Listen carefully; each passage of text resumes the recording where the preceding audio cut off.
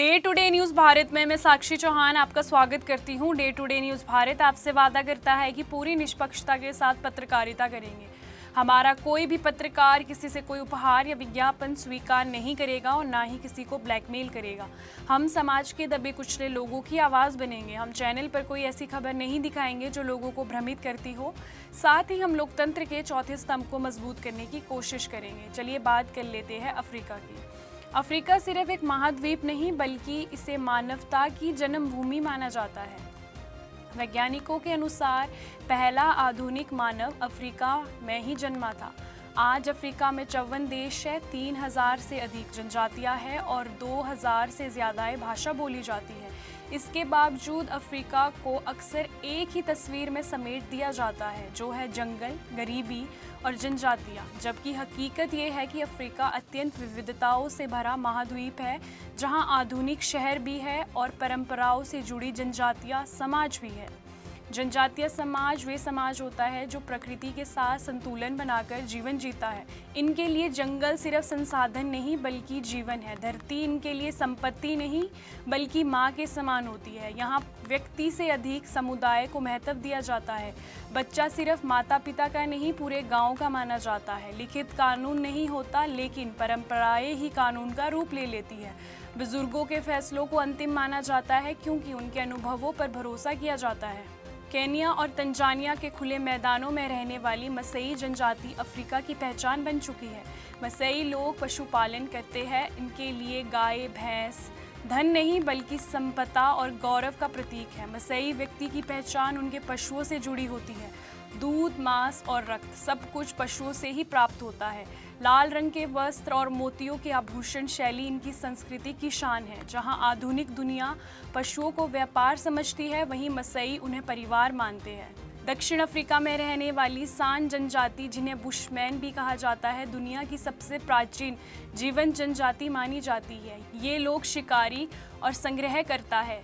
जंगल में कौन सा पौधा दवाई है और कौन सा जहर है, ये ज्ञान इन्हें पीढ़ी दर पीढ़ी कहानियों के माध्यम से मिलता है।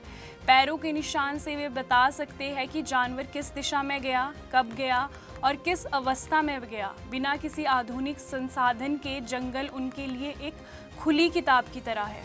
नामीबिया के रेगिस्तान में रहने वाली हिम्बा जनजाति अपनी विशिष्ट पहचान के लिए जानी जाती है। हिम्बा लोग अपने शरीर पर लाल मिट्टी का तेल लगाते हैं। ये सिर्फ सौंदर्य के लिए नहीं बल्कि तेज धूप और कीड़ों से बचने के लिए भी होता है। उनके लिए परंपराओं को छोड़ना अपनी पहचान खोने जैसा है। आधुनिकता के दबाव के बावजूद हिम्बा आज भी अपनी रीति रिवाजों के साथ मजबूती से खड़े हैं।